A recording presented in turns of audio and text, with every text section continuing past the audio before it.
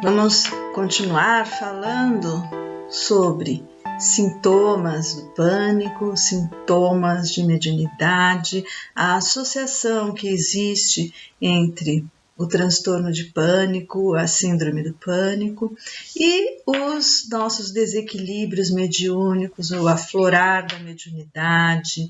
Lembrando que nós somos seres espirituais atuando na matéria e dentro do meu trabalho eu abordo os transtornos psicológicos com o entendimento do nosso campo energético, dos nossos campos sutis, mental, emocional, entendendo que nós somos seres integrais.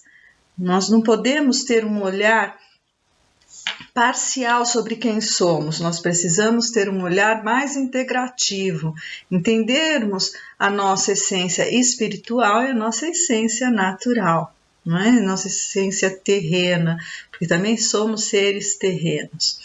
Então, por que eu falo muito sobre síndrome do pânico e mediunidade e associo? Porque existe, de verdade, uma associação, não é? Uma via de mão dupla entre mediunidade e síndrome do pânico, lembrando que todo esse meu trabalho eu iniciei a partir do meu caminho de despertar, a partir dos meus problemas, não é? A partir da minha busca, porque eu tive na minha adolescência síndrome do pânico, transtorno do pânico, não é? Tive o meu encaminhamento, sou médium, então tudo isso que eu estou trazendo é o meu conhecimento, é a minha experiência, a minha vivência, como eu me curei e depois como eu fui sendo encaminhada para esse trabalho. Então eu sou naturopata, sou técnica em naturopatia, sou terapeuta transpessoal e atendo como terapeuta. Então vamos falar um pouquinho sobre essa relação dos sintomas mediúnicos e os sintomas do pânico. Então quem tem sintomas, né, tem uma crise de pânico, o que acontece com essa pessoa? Ela começa a sentir falta de ar, taquicardia, né, uma angústia no peito, ela pode sentir um desarranjo no seu metabolismo, no intestino, ela pode sentir tremores, né, formigamento nas mãos, que mais? A sensação de despersonalização e desrealização, que eu falo também sobre isso num outro vídeo. E na mediunidade, quais são os sintomas do aflorar mediúnico dos médiuns? Quando o espírito, não é, do médium sente, através dos seus chakras, através da sua aura, a energia ao seu redor, do ambiente de outros espíritos, ele pode ter as mesmas reações, né? O corpo tem as mesmas reações, porque quando ele sente a energia, ele sente através do seu sistema nervoso, não é? E o sistema nervoso, ele está ligado aos chakras, que são vórtices de energia já aí do campo sutil, não é? E isso ativa a liberação de hormônios, ativa o sistema nervoso autônomo e a pessoa passa a ter todas essas sensações, tá? Então, uma aproximação de um espírito sofredor, por exemplo, ele vai sentir a presença desse espírito, se ele está com abertura mediúnica, aflorado mediunicamente, exatamente assim. Ele vai sentir enjoo, vai sentir dor de cabeça, vai sentir mal-estar, vai mudar o humor dele. Mas, além disso, ele vai sentir uma sensação de despersonalização, de desrealização, pode sentir o formigamento nas mãos, os desarranjos do metabolismo, do intestino, não é? Então, a taquicardia, não é? A angústia, todas essas sensações que são ativadas pelo sistema nervoso, elas são ativadas pela ansiedade e pela aproximação de energias, né? Pela aproximação de um espírito. Então, existe uma correlação, uma interdependência desses sintomas, não é? Com a condição do ser integral. Quando eu falo condição do ser integral, eu estou dizendo dos nossos corpos todos, corpo físico, corpo mental, corpo emocional, corpo energético, e todos os chakras que funcionam simultaneamente nesse sentido do ser integral. É lógico que tudo que nós sentimos no nosso corpo, né? Então, nós sentimos a dor, nós sentimos as desarmonias, nós sentimos o prazer, aonde? No nosso corpo físico. Muitas vezes, nós sabemos expressar essas sensações, esses sintomas. Por quê? Porque são sintomas e são emoções, pensamentos, tudo isso está num campo mais sutil, são abstratos, não são palpáveis, né? O que é palpável na sintomatologia, a pessoa ter um enjoo, passar mal, né? O que pode ser mais palpável, alguns sintomas, desarranjo intestinal, então é um sintoma mais palpável, né? Algo que está ali no corpo e é mais fácil de ser explicado, de ser comunicado. Agora, tem muitos sintomas que são muito mais abstratos, né? Então, a pessoa tem o formigamento na mão, também é explicado, é mais palpável, só que por que ela tem esse formigamento na mão, não é? E qual a sensação dela? É uma sensação de medo extremo, né? A ansiedade, o medo e a mediunidade, elas são totalmente codependentes, né? Existe essa inter-relação entre o medo, a ansiedade, a mediunidade, certo?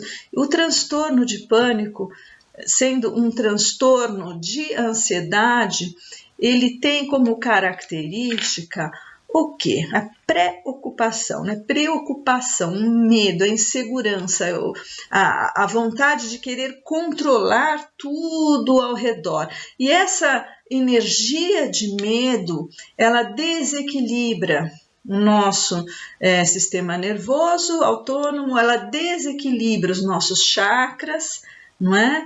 Ela desequilibra o nosso ser. E da onde vem esse medo, né? Vem do ambiente, da relação com o ambiente.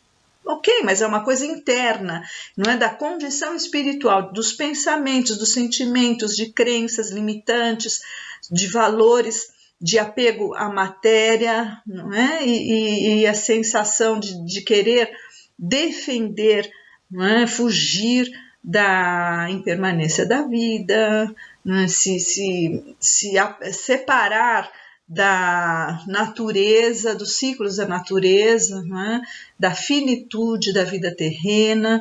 Então, existe uma série de fatores que causam o transtorno de pânico. E os sintomas do transtorno de pânico são como os transtornos de mediunidade, mediúnicos. Não seriam transtornos, né? Seriam sintomas mediúnicos de afloramento. Entenda-se também que esse aflorar mediúnico, quando causa esse tipo de sintoma, ele precisa ser trabalhado, precisa ser entendido, é um desequilíbrio, não deixa de ser um desequilíbrio mediúnico, porque a mediunidade, quando ela é bem amparada, quando ela está educada, quando ela é equilibrada, mesmo que haja algum sintoma um pouquinho mais difícil, não é? De ser sentido, a pessoa ela sabe como dominar tudo isso, tá certo? Então, nesse sentido, os transtornos psicológicos, entendendo como uma condição do espírito, também tem relação com os desequilíbrios da mediunidade. E tudo isso deve ser trabalhado de uma forma conjunta, não é? Então, não vai ser uma medicação que vai resolver o seu problema em definitivo. A medicação, ela é um suporte em momentos de crise mais aguda, mas ele cria uma dependência, ele não cura. Então, nós precisamos estar atentos ao processo terapêutico que seja capaz de abordar amplamente o transtorno psicológico e também o campo energético da pessoa, entendendo que o transtorno tem como causa, o transtorno é um sintoma, seja psicológico, sejam os sintomas mediúnicos, chame como quiser, ele tem uma causa que é a condição do espírito manifestado na Terra, o seu espírito se manifestando. Então, são padrões de pensamento, padrões de comportamento, padrões emocionais, não é?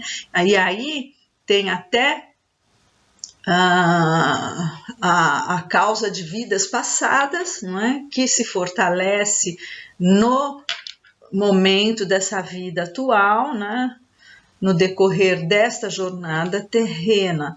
Então, a abordagem transpessoal, ela é integrativa e entende que somos seres integrais, somos seres holísticos e qualquer desarmonia que a gente tenha no corpo, qualquer desarmonia que a gente tenha psicológica, ela é muito mais ampla e deve ser acolhida dessa forma, de forma integral. Nós trabalhamos o campo energético da pessoa, trabalhamos chakras, nós atendemos em estado alterado de consciência, ou seja,